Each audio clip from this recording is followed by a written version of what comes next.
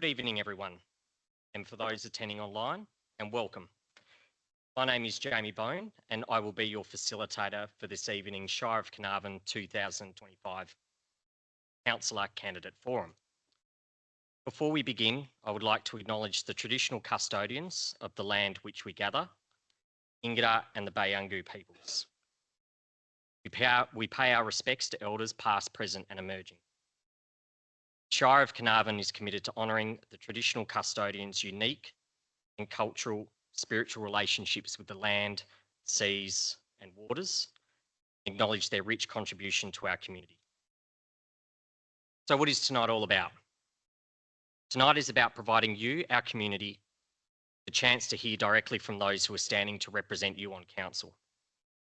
This forum is designed to give candidates a fair and equal opportunity to share their views, and for you as voters to ask questions about the issues that matter most to you in our community.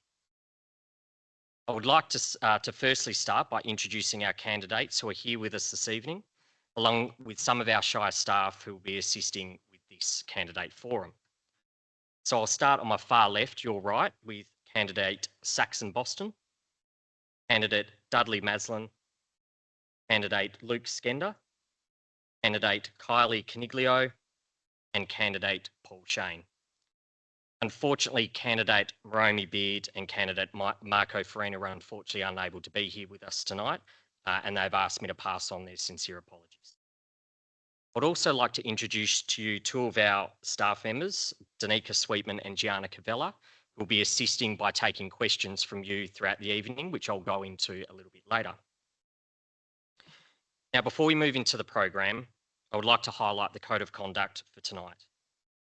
For candidates, this means sharing views openly, disagreeing respectfully, and always acting with integrity, fairness, and respect. And for our attendees, it means listening respectfully, allowing others to speak, and not disrupting the opportunity for everybody to hear from our candidates. In short, tonight is about respectful listening, open conversation, giving everyone a fair chance to be heard. Finally, and to help us run smoothly tonight, each candidate will be given equal time to speak. We'll be running one round of presentations, followed by a question and answer session. Just in relation to the question and answer session, our questions, you're more than welcome to write down any of your questions on the sheets provided when you walked in, if you haven't already thought of some before this evening. If I could get you to assist Danica and Gianna, if you do have a question ready to go, or maybe didn't collect a form from the front, if you just raise your hand, that will grab Danica and Gianna's attention and they will come and grab the question from you or provide you with a form.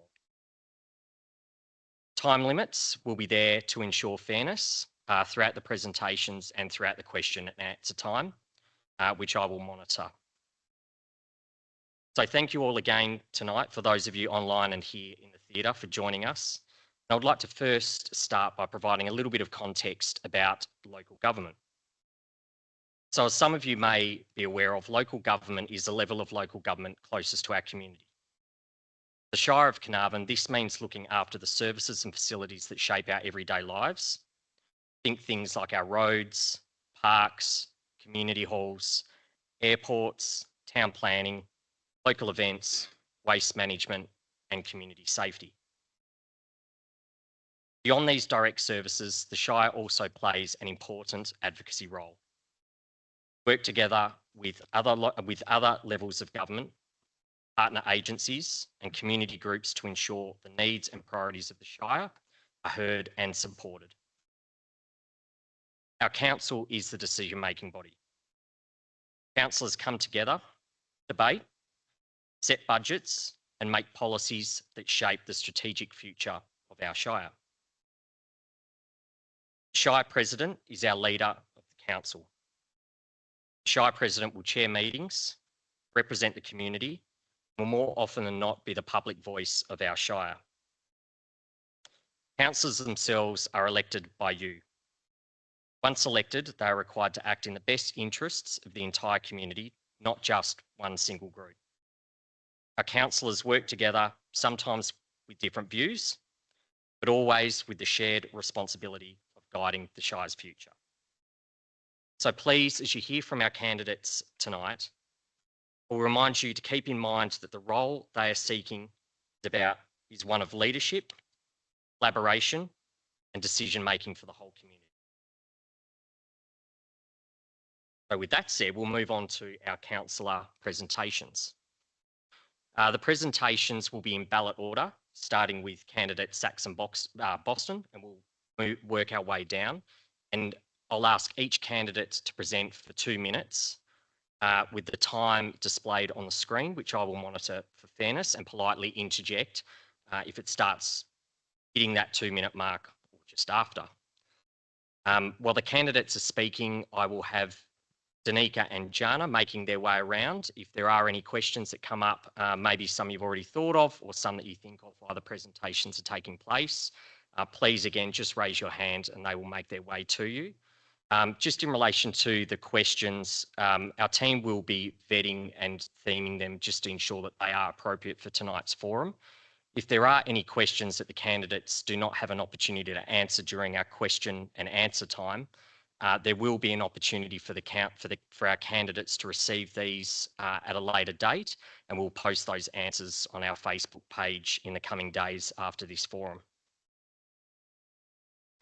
For those of you watching online, please remember you can submit your questions via mobile text message on the number that was previously displayed on the screen, and I will repeat that again for you in case you missed it. The number is 0461 364 918. With that, I would like to invite our first candidate to speak, candidate Saxon Boston.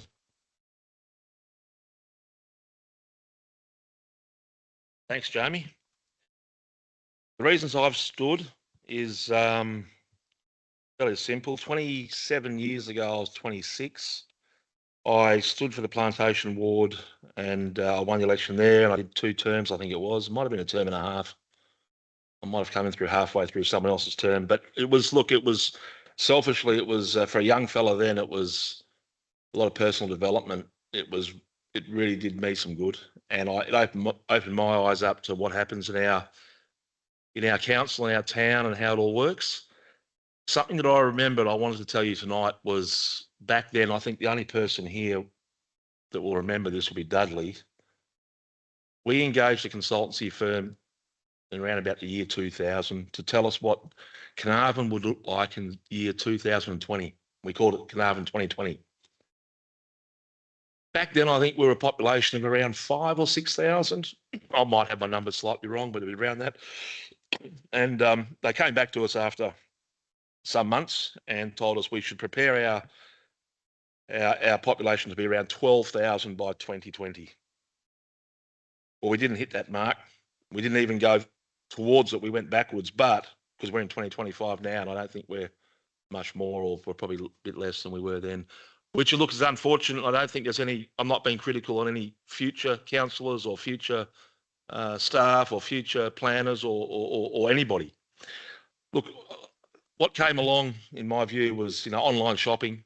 I can go now and I can go online and buy clothes, white goods, whatever I like. Here the next day, it's cheap.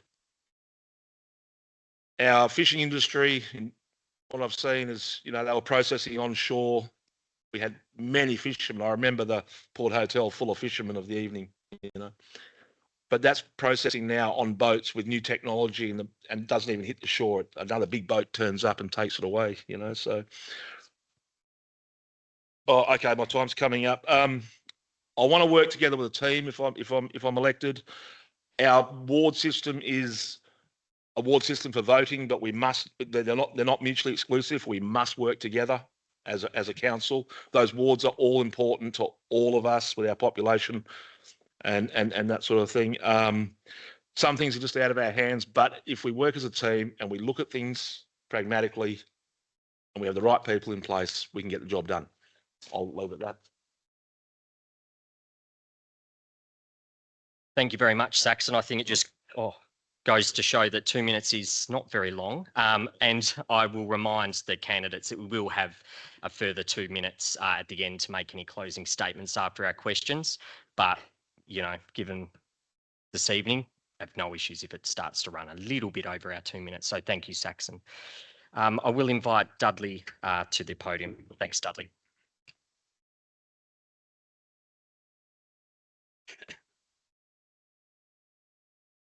Thank you, Jamie. I'm Dudley Maslin. 2 minutes. Yeah, 4 points in 2 minutes. One, we have a new CEO and an executive staff. When I say new, they've all been pretty well ensconced here in the last 6 to 8 months.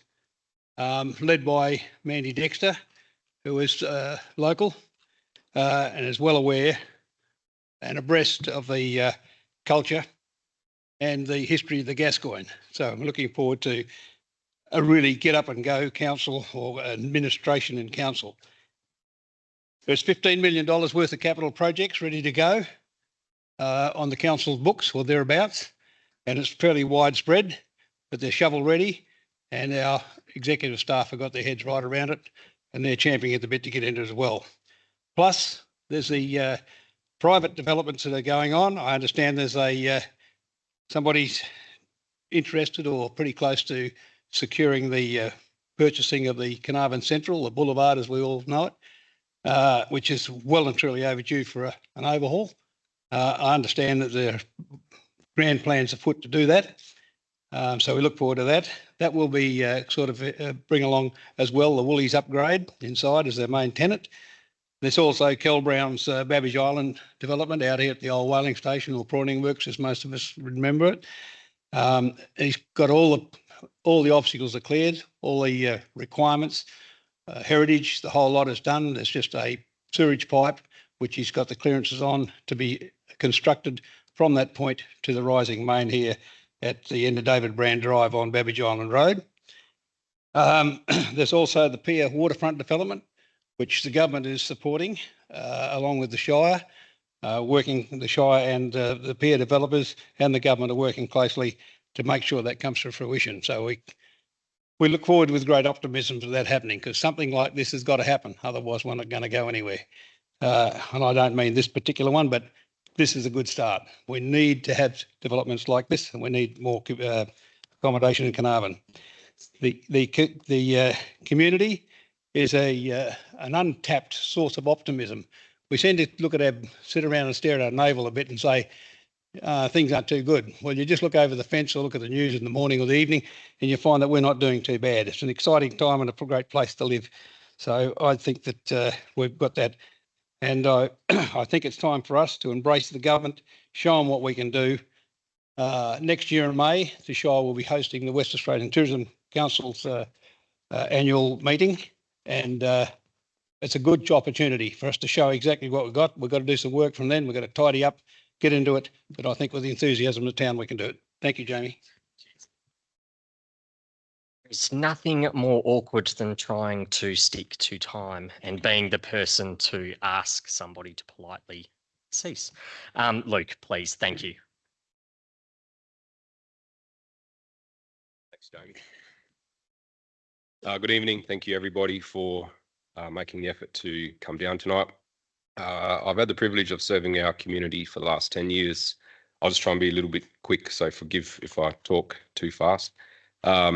And I've renominated simply because I feel that I've just got too much left to give. My commitment is not over. I want to continue to be your trusted person in the arena, someone willing to build, foster and protect our community, a place where every generation, the young and the wise, can thrive and be proud to call Carnarvon home.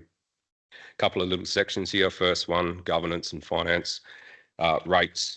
For the 10 years on council, I've been very conscious of the community's expectations on the annual rates bills that we all receive in the mail. We dread it, businesses dread it, homeowners dread it, and local clubs dread it as well. This year was significant for me. It was the first year in 10 years that I did not support, and I had to vote against the proposed annual budget. In fact, 3 out of the 8 councillors did.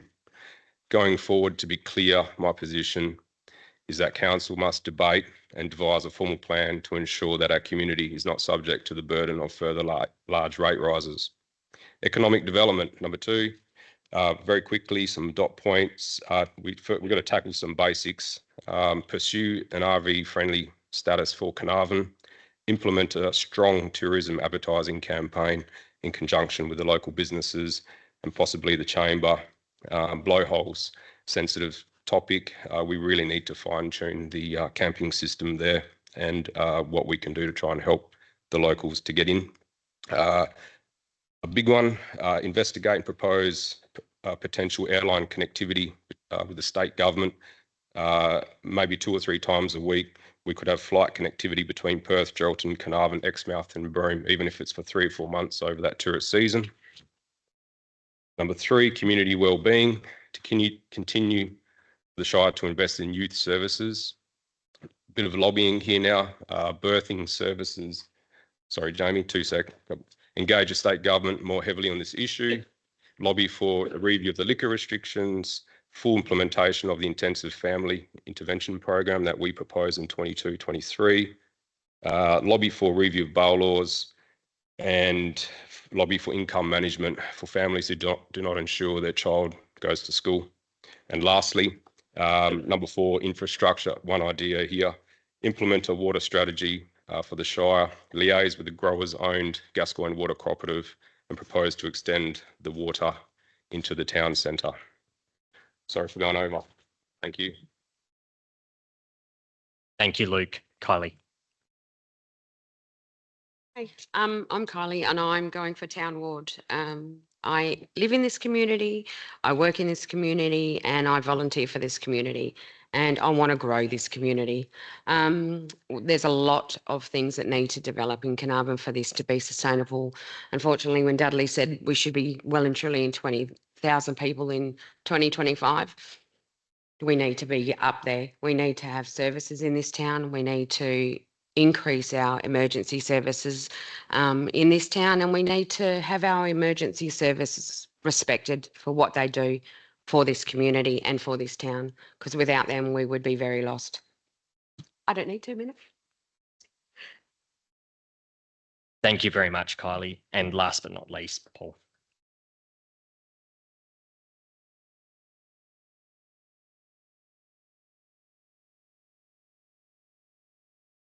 Good evening. Thanks for turning up. My name's Paul Shane, second generation farmer. I'm more your grassroots type councillor based on looking at the way that the Shire is run, who runs it, what value we as councillors can bring. I like to work in collaboration with councillors and staff, connect with community, focus to promote transparency, open channels of communication between the council and also our electees. Champion investment, remain sustainable, invest in human capital. Human capital is very important in a small town. It's not something you put on paper, it's more so the value that a individual can bring. So getting human capital in a small regional town, we have our challenges, obviously. Now, I could go on, but I'm just going to go and do a Kylie and just summarise quickly. Right, so to finish, what does success look like? We're still going to be viable in so many years. Saxon mentioned the 2020 plan. Do we have to have a 2030, 2035? I'm not sure. Are we on an upward trend?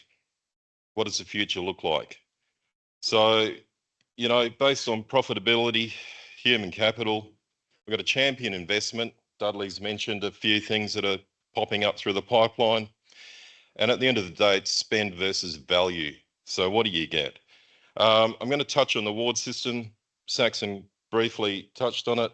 I think all councillors should be privy to be representatives of the whole region, where as far as Coral Bay. So I don't think having a feudal ward system is something that's in my favour.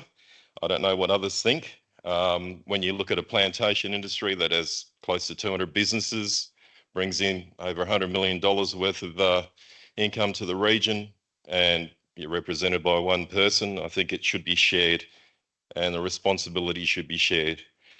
So anyone that hasn't voted, please vote your opinions, your concerns, and communicate. remember, it's spend versus value. Let's work together for the benefit of our towns. Thanks so much. Thanks, Boney. Thank you very much, Paul, and to all our candidates tonight for preparing and speaking to you all. What we'll do now is move into a question and answer round. It will be one round, and hopefully Danica and Gianna have been able to collate some questions that have either come in online or in the theatre. We'll work in reverse ballot order, so I'll start with Paul. I'll try to ensure fairness as best as I can. Each candidate will have 1.5 minutes to answer the question. Doesn't have to go for 1.5 minutes, and again, we'll do our best to keep my eye on the time to ensure fairness. Questions will be asked one by one. Some candidates may get an opportunity to answer a question that's been asked. So for a few candidates, they may have a little bit of time to think of the question, or I may call on Danica to ask another question, and I'll again try and make that as fair as I can as we move along this process so that we all get an equal opportunity to answer as many of the same questions as possible. I will remind those online and at the forum, if there are any questions that may not be appropriate for tonight's forum or that we don't get an opportunity to get to, we will ensure that the candidates will have an opportunity to respond to those. And I will remind everyone here that at the end, we'll have a 2-minute closing statement by our candidates. So any questions that they would have liked the opportunity to answer, but we moved on, they can certainly bring these up again during that time. So I will now invite Danica, if I could please, and Paul, the microphone is in your hands, if you would like to ask the first question. Perfect. The first question we have is, what do you think will be the most challenging part of becoming a member of council, and how would you approach overcoming this challenge? Right, thanks for the question. It's a good one, right in the deep end. I think lots of revision, looking at the legacy that's already been created, making sure that it's transparent, making sure that it's been done in the right process, and making sure that there's no blowback. Simple as that. It's not going to be an easy task, not being on council before, but collaborating with other councillors and making sure that we're all on the same page, or most of us are. I think that's a benefit for the regions. Fantastic. Thank you, Paul. Kylie, I'll the mic's been handed to you. Danica, I might go with the same question. Kylie, if you'd like it read out again and answer. Sure. What do you think will be the most challenging part of becoming a member of council, and how will you approach overcoming this challenge? I think the biggest part or the biggest challenge I see is us actually forming a council that can respect each other and their values. And Paul and I are going to be, could potentially be new. So the laws, regulations and the 100-year-old history is going to take a long time for us to get in, but just to be respected. And there's going to be challenges personally, as well as trying to get on the council. But once you're on there, you commit to what you do. So you do it with the best you can. Thank you, Kylie. And Luke, I think the last one for this question, but it might be good to, you've had the experience as councillor, so I might see if you can answer this one for us if you would like it read out again. Oh, that's okay. Yeah, thanks. 10 years tells me that for new people coming onto council, the challenges are diverse, but I think easily overcome. So straight away, within a couple of weeks, you're on the deep end and you're making decisions straight away. It does take you a number of months, potentially years, until you're fully comfortable in your skin sitting there. These days, it's televised to the world as well. To make these decisions, to speak not always just your mind, but what you believe is right for your people. There's a lot of back office study that has to be done. Processes, procedures, little things, when to stand up and talk, meeting procedures and debate.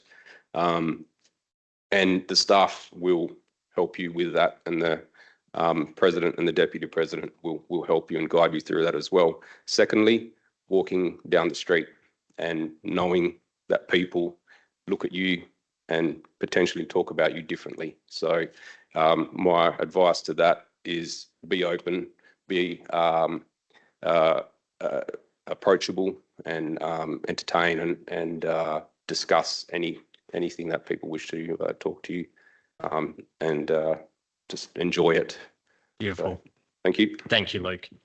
Now, as we move over to Dudley, Danica, is there another question that we possibly have? There he is. Perfect. What partnerships and investment do you think council can pursue to grow its revenue, given that council's only discretionary fundraising tool is rates? Sorry, say again, what partnerships? Yes, sorry. What partnerships and investment do you think that council can pursue to grow its revenue? Well, as a leading organisation in the community, the council has a leading role in encouraging investment and partnership. And I think I said try to get through in 2 minutes, which I couldn't, was that it's important for government, for the Shire or the council and its staff, that's the council as a whole, as a being, to embrace with government and to exercise the opportunities we have and exploit those opportunities. We have to show them that we can do something. It's no good whinging and saying they don't come here, that no one cares about us. We have to go out and embrace them and bring them in. We've got a lot of good people working in these government agencies here, but they're sadly under-resourced and under-supported, as far as I can make out, by their major setups.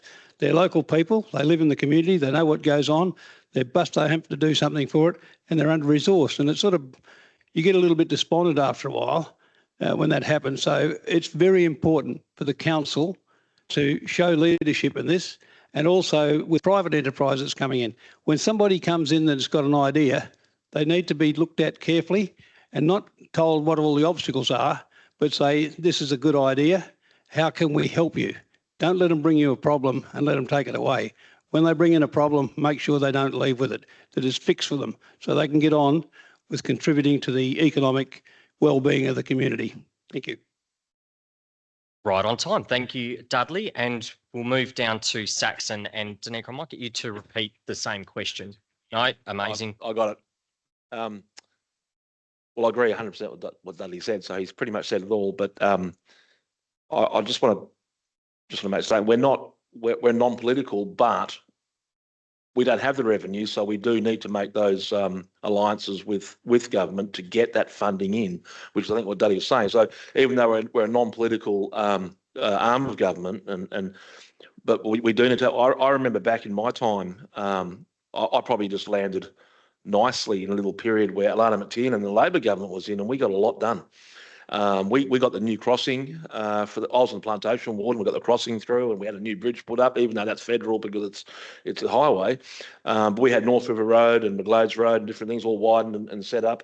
We got a lot done. We also got we got funding for the riverbanks, so we did deals with Shire and back in the Department of Water to clean up the riverbanks, all the plastic and things that were the rubbish on the riverbanks, and do fire breaks and things and that was all forming alliances with different departments, you see. So even though we're non-political, we must have a communication and some sway or some form of pulling that funding from that state government. And we were lucky back then. When I say lucky, there was a team of us, so I think we're a pretty good team on council then. But we also had a government that was favourable to us. Alana used to come to the races. She enjoyed it, coming to the horse races. And even though most of our community, most of our district is probably back then was Liberal voters, Labor government got in and gave us more than we've ever seen. So I'll put it at that. Thank you.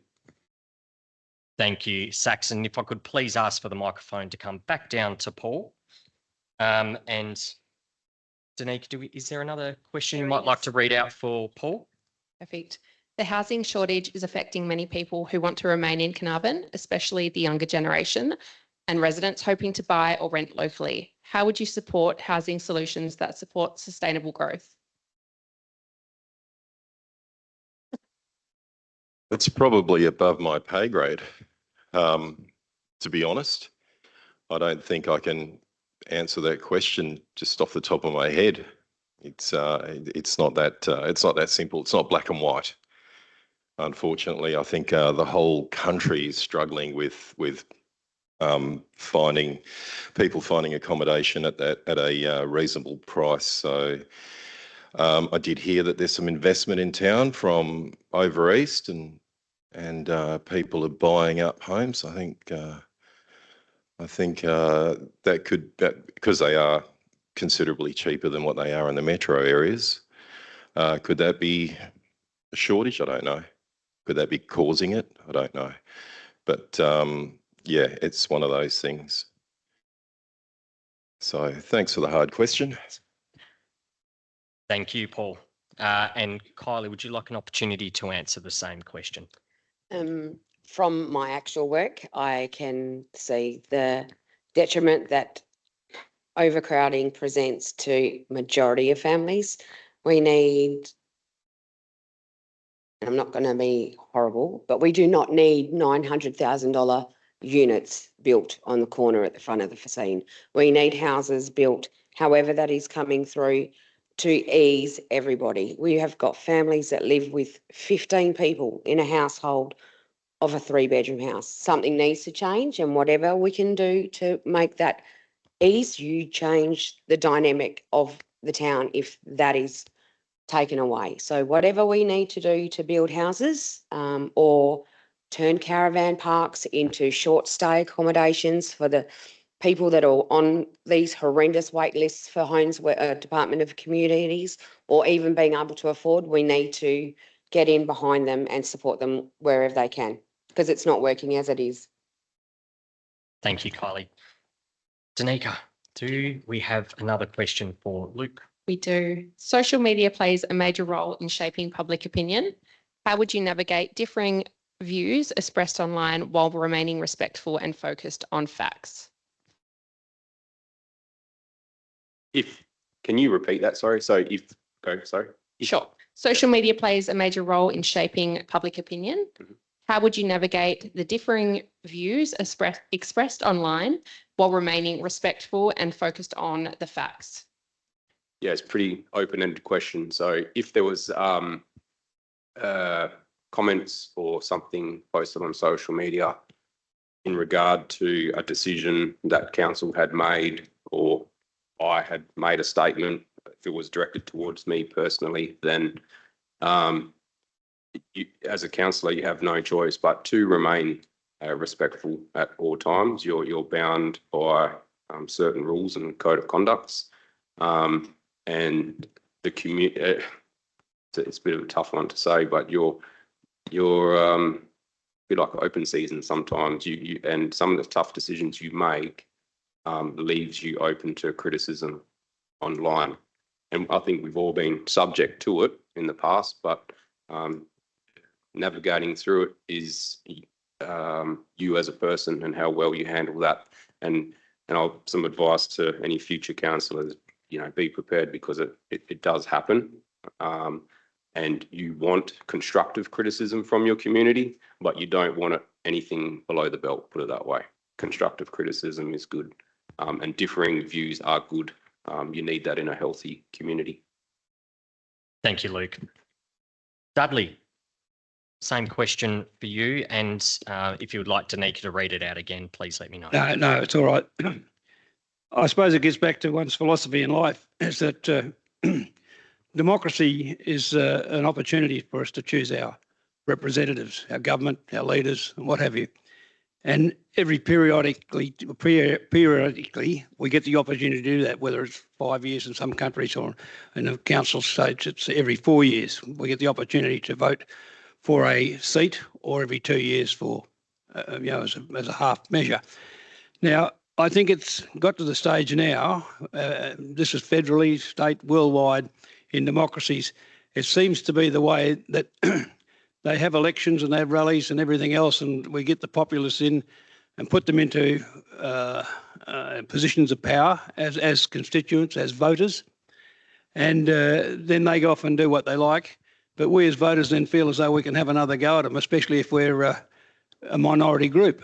And I just have a bit of trouble with philosophy on this, is that if I'm going to vote for someone, I will consider very carefully before I vote for them, put them into that position. And when they're in that position, it's like employing a CEO or anything else. When they're in that position, we've already worked out what the rules are, what we're going to go in, what the mandate is, and stick to it.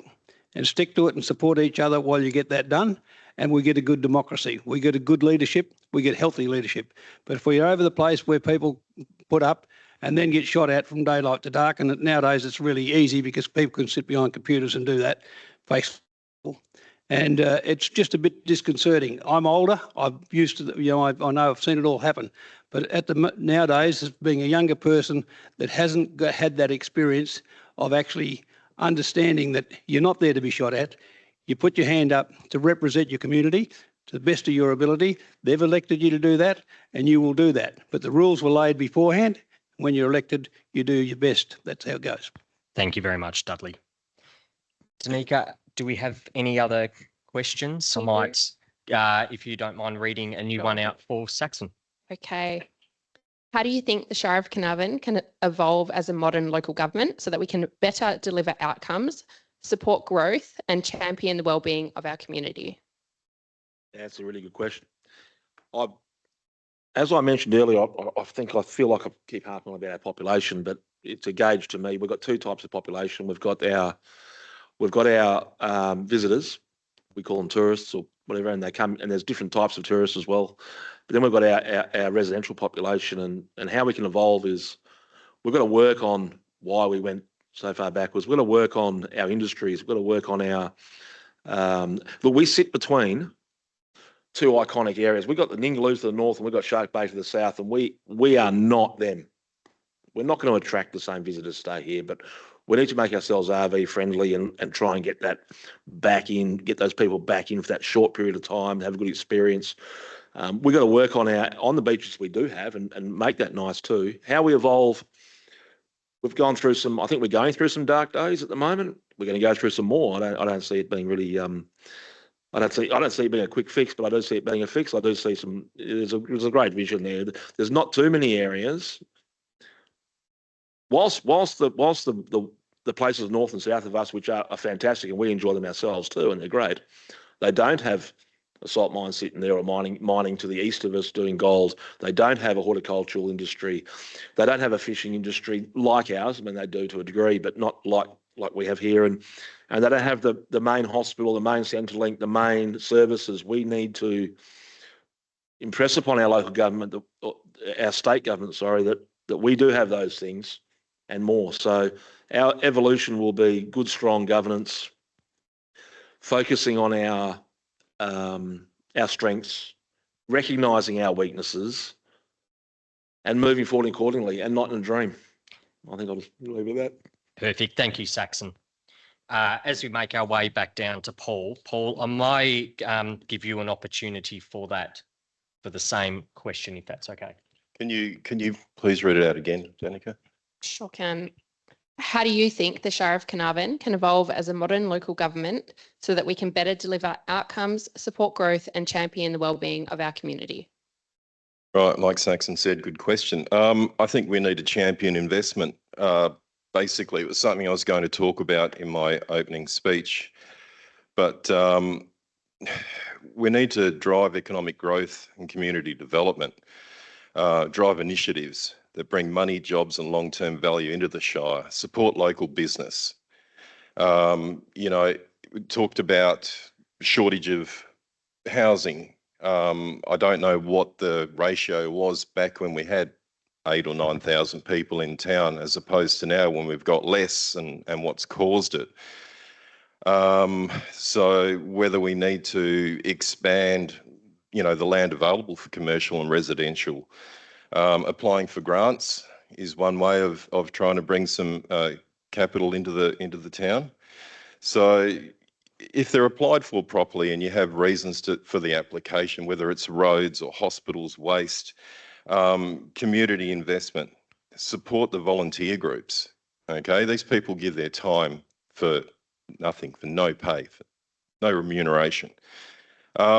I think human capital is very important. If you've got the right people, you're planning, the people that are doing the planning, the people that are maintaining the roads, the people that are running, managing the staff and everything else. I think it all entwines together. So there's no easy fix, like Saxon said, and it's a work in progress, and hopefully we'll get there. Thank you very much, Paul.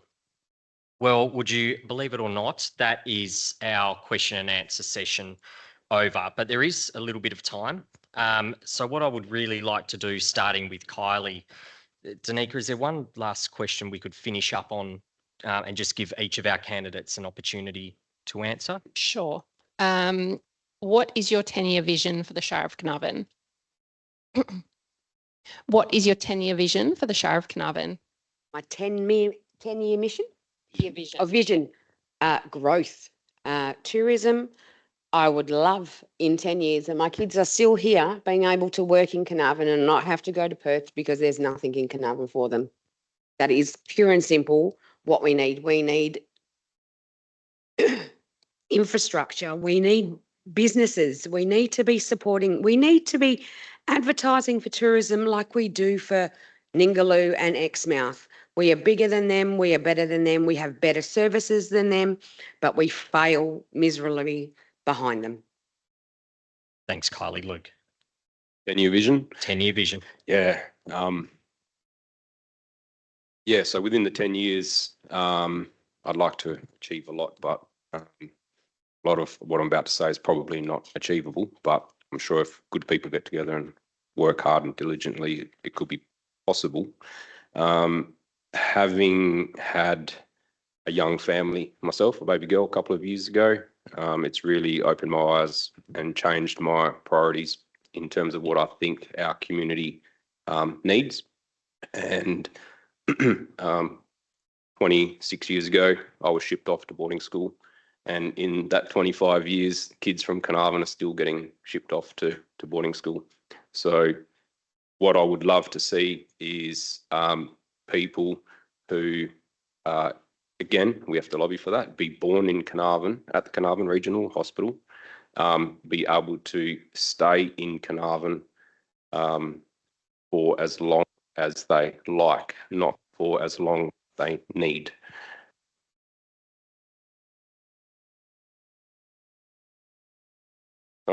Yep, better. I'd like the services available to our people that they require to stay. I'd like the town to be affordable for people. It's a quite affordable place to live.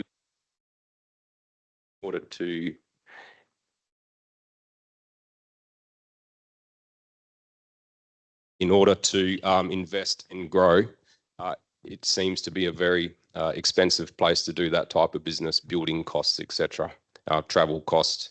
And again, coming back to the, I mentioned before, the safety side of stuff, I'd like our the social side of things to be able to be cleaned up. Be great with state support.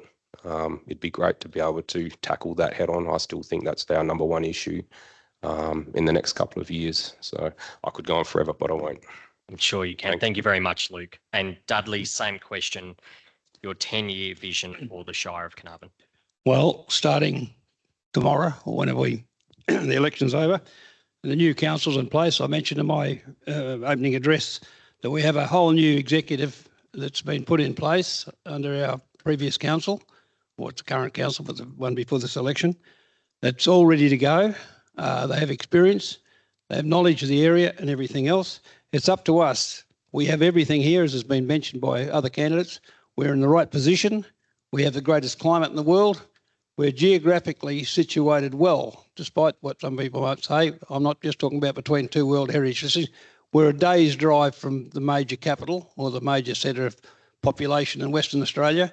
We're a third of the way to another popular spot or halfway to another popular spot. So there's no reason why we can't, with our climate and our position, if we can attract investment, and it's up to the Shire of the day, and starting from now, to start to go out and to seek opportunities and seize those opportunities of private investment, government commitment, government investment, to start getting something going. We've got to show leadership. That's what it's about. We can't waffle around. We've got to go out. And I mean, when I was very young, there was a premier in Western Australia called Sir Charles Court, the father of the mining industry basically in Western Australia, especially iron ore. And I had the opportunity to meet with him on numerous occasions in bodies of agri-politics and one thing and the other. And one thing he always used to say is, once you do something and go out and do something, tell them that you're doing it. Tell the people that you're doing it. No one's going to tell them except you. Tell them that you put the road in out to Woody. Tell them that you put the road to Port Hedland. Tell them to put the rail in out to Comprise. Tell them what you've done, because they won't know. And if they don't tell them and they don't know, they don't think you're doing anything. But And whatever you've got to thank do you, is you've got to Dudley. tell them. We've got to do that. Thank you very much, Dudley. Saxon, same question. Well, clearly, I agree entirely with everyone else here. What everyone else has said is exactly how I feel too. But in 10 years' time, what I'd like to see for Carnarvon is, if I'm talking to somebody or someone's talking to someone else and they're in Perth or they're here, wherever they are, and they say, "Oh, I want to go and buy a house in Carnarvon because it's bloody great." I love Carnarvon. I want to hear that from someone. I want to move to Carnarvon. What do you reckon? Do I buy a house on the water or do I buy a house on a farm? I want to hear those sort of conversations. Everything everyone else said here is 100%. I'm behind them. But in 10 years' time, if I can hear people just having that narrative about Carnarvon, we change the narrative, that would be a great thing in 10 years. Thank you, Saxon. And last but not least, Paul, I'll get you to answer the 10 years. Okay. My key focus would be on sustainability, whether we do have enough water to keep the horticultural district going, whether there's enough fish for you to take your kids out and go and catch, whether the roads are adequate, whether we are no different. We're not penalised being where we are as a town because of our population and the makeup of our population. I think what we need is to get on a level playing field.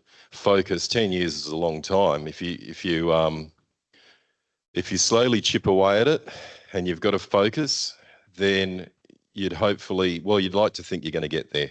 Now, with council elections, political elections, you're not voted in on your merits. You're voted in on your popularity, and that can sometimes be the downfall of a council, whether they don't have the same vision in the room. So, just saying.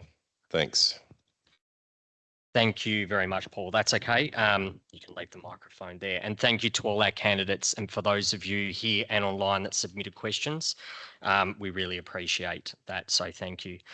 What I'll move into now is closing statements from our candidates. So I will invite each candidate up to the microphone for a final 2 minutes. This gives our candidates an opportunity to possibly raise new topics, answer questions they may or may not have got the opportunity to answer, or simply summarise their message for our community. So with that, and I'll work in reverse ballot order, and I'll invite Paul to the podium. Thanks again, Boney. Not much further to add. I think Carnarvon's a fantastic place. I think being on the outside of council and seeing the community at its best and at its worst, I think there is room for improvement, and I think we'll get there. I believe that I can bring value to the council if elected, and I hope it's onwards and upwards. So just keeping that connectivity between the ratepayers through to management. That's the key, making sure we listen, making sure that their requests don't fall on deaf ears, and building a vision for the future.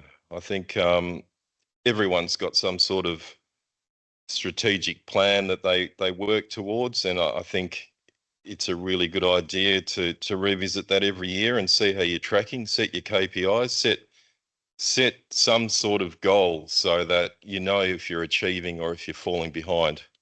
And yeah, it's basically all I can say. Don't forget to vote. Thanks a lot for your time. Thank you very much, Paul. Kylie.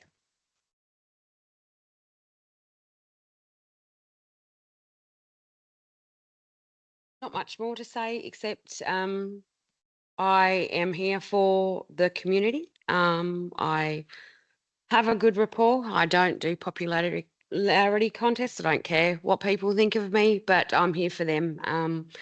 Carnarvon is a great place to live. This is our second term back to Carnarvon and it's our forever. But change is needed, and I think we've got some reason to want to change, and I'm here for change. So that's why I'm here. Thanks, Kylie. Luke. Jamie. Just quickly, born in Carnarvon, third generation grower. Recently, as mentioned before, baby daughter, and for those reasons, and Carnarvon home of 41 years, I feel like that I can relate, and I'm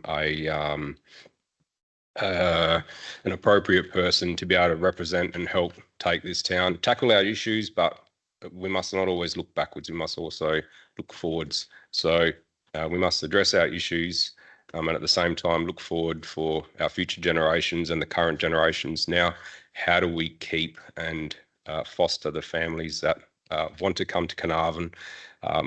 It's good to see that a few people are coming here. How do we keep them here, and how do we encourage families to have confidence in our community to stay? Just to recap some of the points, I was pretty specific in the opening statement. So, you know, getting our basics right, such as our rating, economic development, tourism, the blowholes, all these sensitive subjects, airline connectivity, a lot of lobbying here with the state and the feds for our community and well-being.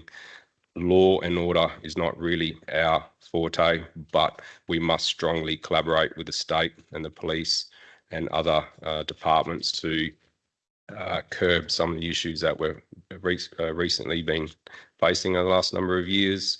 Another sensitive subject, the liquor restrictions,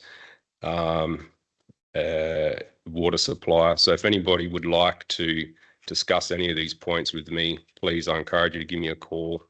Come and see me on the plantation or at my home and discuss them in detail. As Paul said, please submit your votes. I think our CEO said it was pretty low.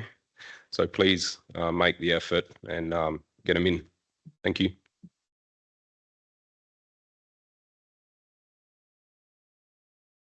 Thank you, Luke. And Dudley. Thanks, Amy. Well, it is a political forum, I suppose, and we're seeking election for those of us that are up here.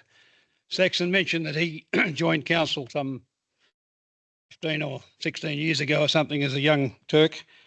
And how long? 27 years ago as a young Turk, a younger Turk. And that he was lucky because things seem to be happening. And I was just sitting there thinking, it's probably might be coincidental and I'll probably get shot down in flames, but there was a Shire president when he came in that had a very good rapport with government, although he's well known as to be on the other side, a barrack for the other team. He was an eagle, not a docker.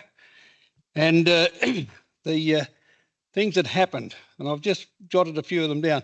We got the undergrounding power, the high tension power, the water, firstly the power along the Facine was put underground. The high tension power was put down Egan Street. Saxon mentioned the riverbanks were given over to control of the growers so they could cross the riverbanks and there wasn't that constant bickering between the water department, the lands department, the growers and others. The oval out here, the premium oval, those banks were put around it, the fence was put up, the lights were put up, the pavilions were put in. I'm just trying to think of a few other things. Northwater Northwater was going. We got it going at 100 miles an hour. And anyway, it all ran out of steam somewhere along the line. So I just get back to that one word, people, that the council has to do. And I'm not claiming credit for this, but I'm just begging whoever gets in or whoever it is, and I know our president's very keen on this, is that it's about leadership. And it's about, once you're in there, don't listen to the white noise, work with your staff, work with your executive, have a plan, and bloody well stick to it. Thank you. Thank you very much, Dudley. And last but not least, Saxon. So I hadn't really thought about a closing statement, but I want to mix it up a little bit. If I'm nominated, I play a lot of chess and I love my chess. So if I'm nominated and any visitor to this town can beat me playing chess, I'll pay their fuel and their accommodation. If they can't beat me, they'll commit to stay for a week and have a look around and have a chat. That's my closing statement.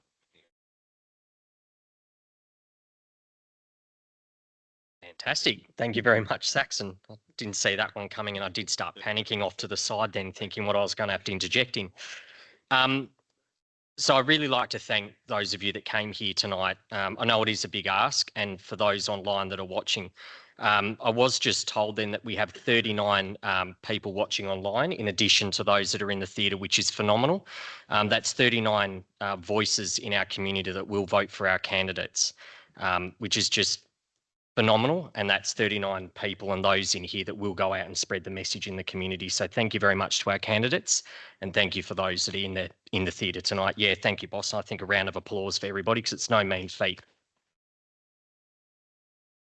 One thing I would just like to take a moment and mention, I think a lot of our candidates spoke to it during their opening and closing speeches. It is very, very important to this process and ensuring that you do vote. It's important because you vote for the voice that you want on council to represent you and our shire. So please, if you haven't done so already, ensure those voting packs are returned. Although I have every confidence that many of you may have been waiting to listen to our candidates tonight to help you inform during that decision-making process. So thank you. And then once I do close the forum, if you do have any questions, either of us or maybe you'd like to mingle with the candidates out in the foyer, please do so. We'll be available to help you with the voting process and those packs. From there, I would like to again thank those online and those that have come in the theatre tonight. Again, it's very appreciated. And I'll now close the Councillor Candidate Forum for 2025. Thank you and good evening to everybody.